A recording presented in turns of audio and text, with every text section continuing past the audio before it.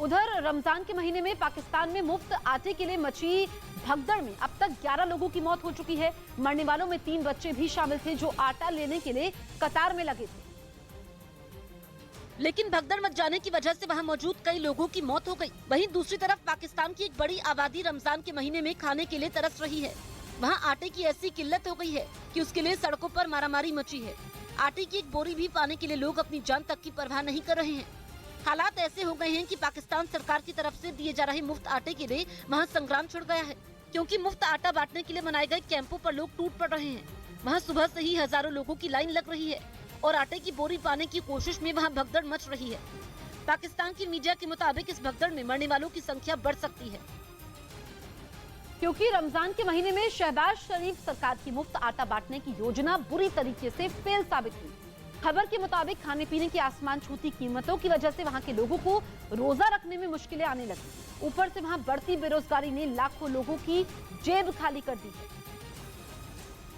और ऐसे ही लोगों को रमजान के महीने में रोटी देने के लिए शहबाज सरकार ने मुफ्त आटा बांटने का ऐलान किया। उसे उम्मीद रही होगी कि लोग आटा पाकर उसकी वाहवाही में जुट जाएंगे, लेकिन ऐसा हुआ नहीं, क्योंकि लोग शहबाज शरीफ सरकार को और बुरी तरह कोसने लगे। असल में जहां भी मुफ्त आटा बांटने के कैंप लगाए जा रहे हैं, वहां हजारों लोगों की भीड़ जुट रही है, जबकि आटे की बोरियां भीड़ के मुकाबले ऊंट के मुंह में जीरा साबित हो रही है। इसीलिए लोग पहले बोरी पाने के लिए मारामारी कर रहे हैं। और खबर के मुताबिक वहां की कराची में मची भगदड़ में कई लोगों की मौत हो गई और पाकिस्तान सरकार ने भी माना कि मारे गए ये सभी लोग मुफ्त आटा लेने पहुंचे थे, जहां रमजान के महीने में रोटी की जगह इन लोगों के हिस्से में मौत आई। हालांकि पाकिस्तान की सरकार ने इस तरह की लूट और भीड़-भाड़ से बचने के लिए ज्यादा केंद्र बनाने और आटा बांटने का समय बढ़ाने का ऐलान किया, लेकिन लगता नहीं कि इससे रमजान में आटे के लिए एक दूसरे को मरने मारने पर उतारू लोगों की मुसीबत में कमी होगी। इधर पाकिस्तान में राजद्रोह का कानून खत्म कर दिया गया। वहां की लाहौर हाई कोर्ट में राजद्रोह कानून पर याचिका दायर की गई थी, जिस पर सुनवाई करते हुए हाई कोर्ट ने राजद्रोह कानून को असंवैधानिक बताते हुए अमान्य घोषित कर दिया।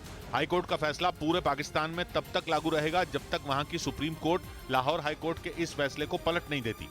उधर सुरक्षा एजेंसियों से मिली जानकारी के मुताबिक पाकिस्तान की खुफिया एजेंसी ISI ने अबू खुबैब को जम्मू कश्मीर में आतंक और दहशत फैलाने की कमान सौंपी।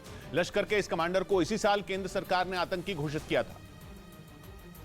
और अब सुरक्षा एजेंसियों का कहना है कि ISI ने कश्मीर का माहौल बिगाड़ने और आतंकी घटनाओं को अंजाम देने के लिए अबू खुबैब को जिम्मेदारी दी है। असल में ऑपरेशन ऑल आउट जो चलाया जा रहा है, उस वजह से कश्मीर में ज्यादातर आतंकी मारे जा चुके हैं, जिसकी वजह से ISI बौखलाई हुई। सुरक्षा एजेंसियों का दावा है कि इसी वजह से उसने कश्मीर में एक बार फिर आतंक फैलाने के लिए लश्कर कमांडर अबू खुबैब को कमान सौंपी है, जो पाकिस्तान में बैठकर न सिर्फ कश्मीर में आतंकियों को भेज रहा है, बल्कि उसके इशारे पर कई आतंकी घटनाओं को अंजाम भी दिया गया है। क्योंकि सुरक्षा एजेंसियों की